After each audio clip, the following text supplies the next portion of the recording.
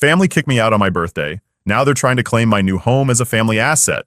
Hey, I'm Robin, and man, do I have a story for you. I'm 27, and life's been a bit of a mess lately. I work as a marketing assistant, which is not glamorous, but it pays the bills. Well, some of them. I live with my parents and my younger brother Tom in a not-so-great house. The place is cramped, falling apart, and always smells weird. But it's home, or at least it was. Let me start by saying I've been contributing a lot around here. I've been paying a big chunk of the bills, buying groceries, and even handling house repairs when something breaks down. You'd think I'd get a little appreciation for that, right? But nah. Every time I walk into the room, I hear my mom, Susan, talking down to me like I'm some failure. "Robin, when are you going to get a real job?" she'd say. It's like her favorite line. I mean, what does she even mean by real job? I bust my butt at work. Marketing isn't easy, but in her eyes, because I'm not a doctor or a lawyer, it doesn't count. Every time I try to defend myself, it's the same response. "If it was a real job, you'd have your own place by now." "Yeah, okay, Mom." And then there's Tom, my 26-year-old brother. We've never really gotten along. He's got this smug attitude, always looking down on me like he's better than I am because he has more followers on social media or whatever. He barely lifts a finger around the house. Guess who picks up the slack? Yep, me. But does anyone care? Nope. Anyway, my 28th birthday was coming up, and I was kind of excited for it despite everything. I know, dumb, right? But I really thought maybe this year would be different. I even saved up and got myself a nice cake from this fancy bakery downtown. I was imagining how we'd have a little celebration. Just the four of us. It wasn't going to be anything big, but I thought maybe, just maybe, they'd actually care. So a few days before, I sat down with my mom and dad, Mark, to talk about it. "Hey, I was thinking we could do something for my birthday this weekend. Just, hang out, maybe have some cake," I said, trying to keep my hopes in check. Mom didn't even look up from her magazine. "We'll see, Robin. We might have plans." Plans? On my birthday? I should have known something was up, but I didn't want to believe it. I mean, I've been living here my whole life, helping out, working hard. Why would they have plans that didn't include me? Fast forward to my birthday, and I was feeling good. I went to work, got a bunch of happy birthday messages from coworkers, and even treated myself to a new outfit. Things were looking up, right? I thought maybe, just maybe, I'd get home and they'd have a little surprise waiting for me. I don't know, a card, a cake, something, anything. But the second I pulled into the driveway, my stomach dropped. My stuff was out on the front lawn. Boxes, bags, my clothes, my books, everything, just thrown out there like trash. I jumped out of the car, my heart pounding, and rushed over to the porch. And there they were, my mom, dad, and Tom, just standing there staring at me. It was like some twisted family meeting or something. My heart was racing, and I couldn't even think straight. "What's going on?" I asked, trying to keep my voice from shaking. Mom stepped forward, her face cold like she didn't care at all. "Robin, it's time for you to move out. You're not welcome here anymore." I stood there, frozen, like I couldn't process what she was saying. Move out? On my birthday? What kind of sick joke was this? I looked at Dad, hoping he'd step in, say something, tell me this was all a misunderstanding. But no. He just stared at the ground, his hands stuffed in his pockets like he couldn't even look at me. I felt this rush of anger and confusion. "But it's my birthday! Where am I supposed to go?" My voice cracked, and I hated how desperate I sounded. That's when Tom chimed in, his smirk making me want to scream. "Maybe you should have thought about that before being such a burden all these years." A burden? I was the one paying the bills, buying food, keeping this crappy house from falling apart. How was I the burden? I looked at my mom, hoping, begging for some kind of explanation, something that made sense. "It wasn't enough," she said, her voice sharp like a slap. "We need the space, and frankly, you need to grow up." That was it. No empathy, no second chances, just cold indifference. Tears welled up in my eyes, but I refused to let them see me break down. "Can I at least get my things?" I asked, my voice barely above a whisper. "They're all packed," my mom replied, gesturing to the boxes on the lawn like it was no big deal. "You should go now." That was it. Happy birthday to me, right? I started loading the boxes into my car, my hands shaking. It felt surreal, like I was living someone else's nightmare. I wanted to scream, to cry, to ask them how they could be so heartless, but I didn't. I just kept moving one box after another, trying to hold myself together. As I finished packing up the last of my things, I turned to look at them one last time, hoping, no, praying that they'd change their minds, that they'd realize how messed up this was. "Why today? Why on my birthday?" I asked, barely able to get the words out. Mom didn't even blink. "Consider it our gift to you. Independence." And just like that, I was gone. On what should have been a day of celebration, I found myself driving away from the only home I'd ever known, with no idea where I was headed. I ended up at some cheap motel. The kind with a flickering neon sign out front? Spending my birthday alone, surrounded by my hastily packed belongings? I sat there, staring at the ceiling, wondering how the people who were supposed to love me could be so cruel. How could they do this to me, their own daughter, on my birthday? That night, I made a promise to myself. I would never rely on them again. I would pick myself up, no matter how hard it got, because clearly I was on my own now. After that whole birthday fiasco, I felt like I'd been hit by a truck. It wasn't just about getting kicked out, though, yeah, that sucked. It was realizing that the people I thought were supposed to have my back just didn't care. I spent that night in a dingy motel, trying to wrap my head around it all, but there was no making sense of it. So the next day, I did the only thing I could think of. I threw myself into work. I mean, what else was I going to do? I couldn't just sit around feeling sorry for myself. I had bills to pay, and now I needed to find a place to live. My boss, Hannah, noticed pretty quickly that something was off. I was at the office at all hours, hunched over my laptop, answering emails like a robot. She's sharp, and it didn't take long for her to pull me aside. It was late, and the office was practically empty when she found me at my desk. "Robin, can we talk?" she asked, leaning on the edge of my cubicle. I looked up, and I must have looked like a mess because she gave me this concerned look. "You're going to work yourself into the ground at this rate. What's going on?" I didn't want to get into it, but the second she asked, it all just came out. I told her everything, how my family kicked me out, how I was staying in this horrible motel with my stuff still in boxes. As I talked, Hannah's expression softened. She didn't say anything at first, just listened, which was more than my family ever did. When I finished, she let out a sigh and said, "Why didn't you tell me sooner?" I shrugged, feeling embarrassed. I mean, she's my boss, not my therapist, but she didn't seem to mind. "Look, Robin, I have a spare room in my place. It's not much, but you're welcome to stay there until you figure things out." I couldn't believe it. I didn't even know how to respond at first. "Are you serious?" I asked, half expecting her to change her mind or something, but she smiled and nodded. "Of course, I know what it's like to be in a tough spot. Don't worry about it." I was so relieved I almost started crying again, but I managed to hold it together. "Thank you," I whispered. "I don't know how to repay you." She waved me off. "Don't even mention it. You've been killing it at work, and I'd hate to see you burn out. Just promise me you'll take care of yourself." And just like that, I had a place to stay. It wasn't home, but it was something. I packed up my stuff from the motel and moved into Hannah's guest room the next day. It was a little small, but it was clean, warm, and quiet, which was all I needed at that point. The first night there, I sat on the bed just trying to process everything. I felt a little better, but there was still this hole in my chest, like everything I thought I knew had been ripped away. But I didn't let myself wallow for too long. I threw myself into work even harder, if that's possible. Hannah wasn't kidding when she said she'd push me harder, but honestly, I appreciated it. It kept me distracted. I took on more freelance gigs, too. I figured the more money I could save, the faster I could get out on my own. It wasn't easy, though. There were nights where I stayed up until 3 a.m., just staring at my computer, trying to crank out designs while my mind kept drifting back to my family. I kept thinking, maybe they'd call, maybe they'd apologize, maybe they'd realize they messed up. But no, nothing. Radio silence. During all this, my best friend Mike was a godsend. We'd been friends since college, and even though we weren't living in the same city anymore, we'd always stayed close. I told him what happened, and he was furious. "I can't believe they do that to you," he said during one of our calls. "You deserve better." He wasn't wrong, but it still stung. "Yeah, well, it is what it is," I muttered. "I just got to keep moving forward." Mike, being the joker he is, tried to lighten the mood. "You know what would really piss them off?" he said with a laugh. "You becoming wildly successful and rubbing it in their faces." I laughed, but the idea stuck with me. Not that I wanted revenge or anything. Okay, maybe a little, but mostly I just wanted to prove to myself that I didn't need them. I could make it on my own. So that became my mission. Work harder, save more, and eventually get out of Hannah's guest room and into a place of my own. Over the next few months, things started looking up. My designs were getting noticed by bigger clients, and I was bringing in more money than I ever had. I kept telling myself that every late night, every all-nighter was worth it. And honestly, it was. Slowly but surely, I was rebuilding my life, one project at a time. I started to feel like maybe I didn't need my family after all. Sure, it hurt, and it probably always would, but I was proving to myself that I could survive without them. I wasn't just surviving, I was thriving, and that felt good.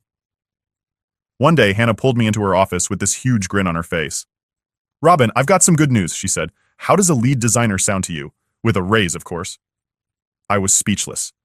"Are you serious?" I blurted out, feeling like I might pass out from excitement. "Dead serious," she said, still grinning. "You've earned it. You've been doing incredible work, and it's time to recognize that." I couldn't believe it. Lead designer? Me? I felt like all the hard work, all the sleepless nights, all the stress, it was finally paying off. "Thank you," I managed to say, still in shock. "Don't thank me yet," she said, winking. "You're gonna have a lot more responsibility now." I didn't care. I was ready for it. This was what I'd been working for. With the raise and all the freelance gigs I'd been stacking up, I was finally in a place where I could start thinking about my next move. Literally.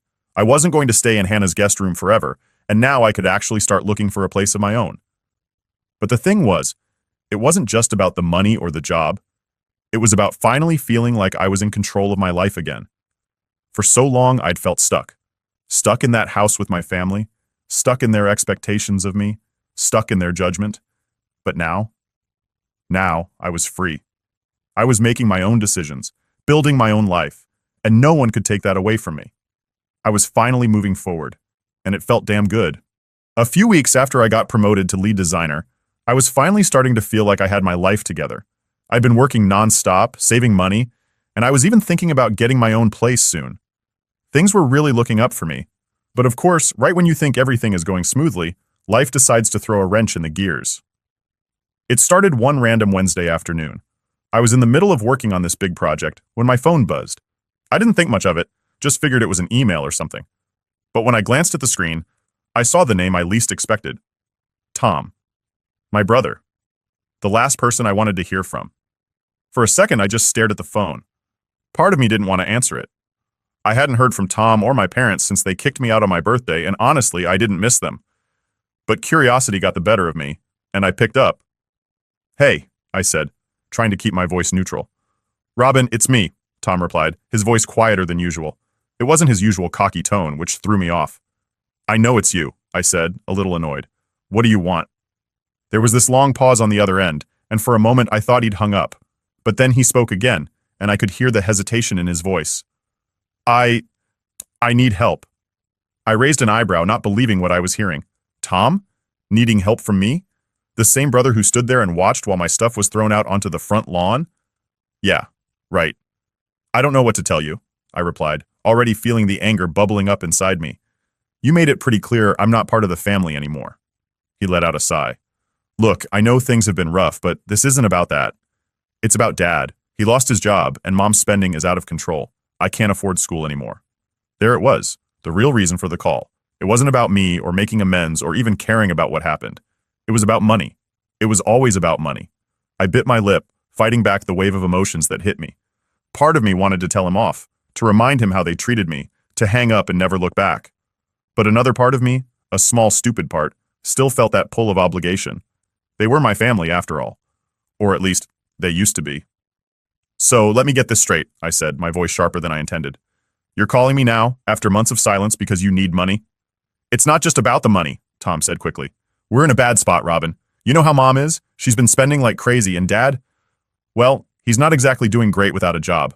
I don't know what to do." I took a deep breath, trying to keep my cool. "That sounds like a you problem, Tom, not mine." "Come on, Robin. We're family," he said, and I could practically hear the desperation in his voice. It was the first time in years he'd sounded vulnerable, but I wasn't falling for it. "Family?" I scoffed, unable to stop the bitterness from seeping into my tone. "You guys threw me out on my birthday. Family doesn't do that." He didn't have an answer for that, just a long pause. And honestly, that silence told me everything I needed to know.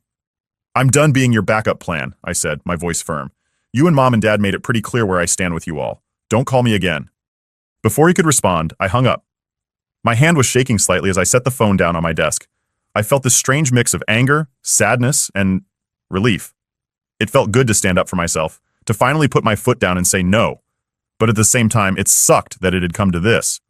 I sat there for a few minutes, just staring at the wall, trying to process everything. I kept thinking about all the times I'd bent over backward for my family, all the times I'd sacrificed my own happiness for theirs. And where had it gotten me? Homeless on my birthday. It was time to stop feeling guilty for walking away. They made their choice, and I had made mine. After that call, I threw myself back into work. I didn't want to dwell on it too long because I knew it would just drag me down. So I focused on the project I was working on, trying to push the thoughts of Tom and my parents to the back of my mind. But the thing is, once those thoughts creep in, they're hard to get rid of. That night, as I lay in bed, I kept replaying the conversation over and over in my head. I kept thinking about what I could have said, what I should have said. I wanted to believe that maybe, deep down, they were sorry. But I knew better. They weren't calling because they missed me or because they regretted what they did. They were calling because they needed something from me, and I wasn't about to let them use me again. The next morning, I woke up feeling more determined than ever. It was time to focus on me, on building my life, my career, and my future. I couldn't keep looking back. Couldn't keep wondering if things could have been different. They weren't. And that was just the reality of it. From that day forward, I made a promise to myself. I wasn't going to let my family drag me down anymore. I'd been through enough, and I was finally in a place where I was starting to build something good for myself. I wasn't about to let them ruin that. Sure, part of me still felt guilty for cutting them off, for not helping when they were clearly in a tough spot. But then I reminded myself, where were they when I was struggling? Where were they when I needed help? Yeah, I didn't owe them anything. So I kept going. I worked hard, saved my money, and kept my focus on the future. And every time I started to feel that old guilt creeping in, I reminded myself of that phone call.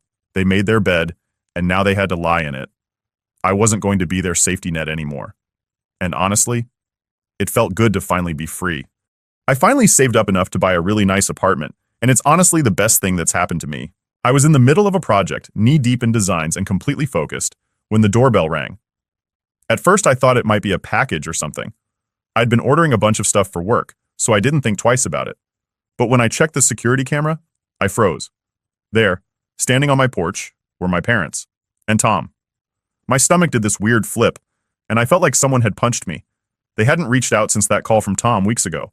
I thought we were done. So why the hell were they here? I took a deep breath, trying to calm myself down before opening the door. My mind was racing with all the possible reasons they could be standing there. Maybe they were here to apologize, or maybe they just needed something else. Honestly, I didn't know which would be worse. When I opened the door, my mom, Susan, didn't even wait for me to say anything. She pushed past me like she owned the place, her eyes scanning my living room like she was appraising it. "Wow, Robin, you've really done well for yourself," she said, this weird smile on her face, the kind that wasn't really a smile at all. I just stood there, stunned. Tom followed her in, looking uncomfortable, while my dad, Mark, shuffled in last, his hands stuffed in his pockets like he had no idea what to do with himself. "What are you guys doing here?" I asked, trying to keep my voice steady. My heart was pounding and I could feel this tension building up inside me. I knew this wasn't going to be a good conversation, but I was hoping, maybe, just maybe, I was wrong. Mom turned around, that fake smile still plastered on her face. "We're here to talk about living arrangements." I blinked, confused. "What?"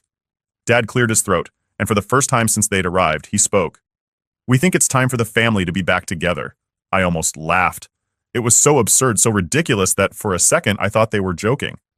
"You're joking, right?" I asked, my voice dripping with disbelief. Mom's smile faded and she crossed her arms, looking at me like I was the one being unreasonable. "No, Robin, we've talked it over and we think it's time we all live together again, as a family."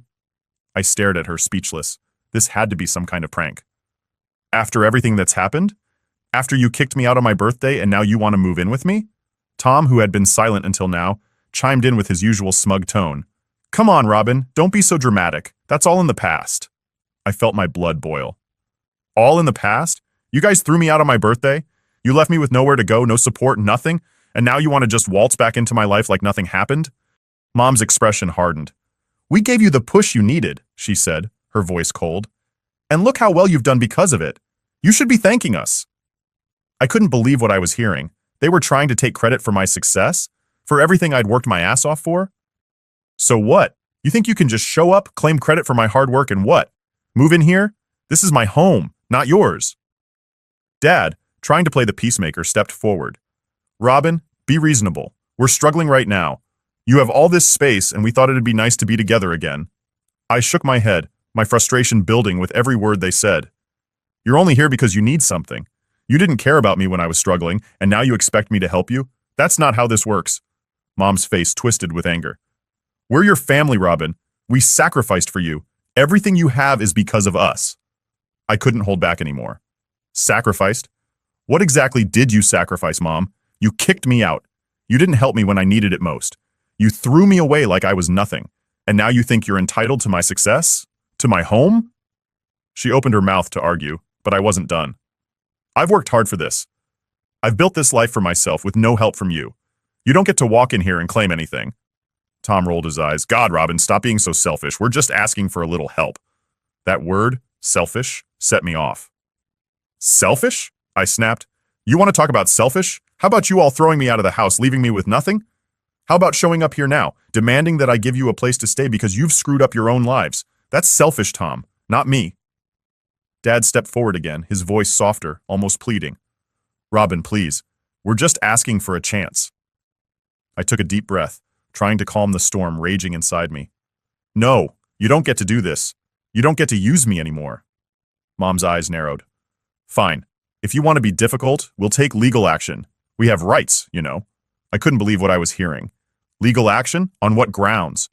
We'll find something, she said, her voice dripping with venom. Don't push me, Robin.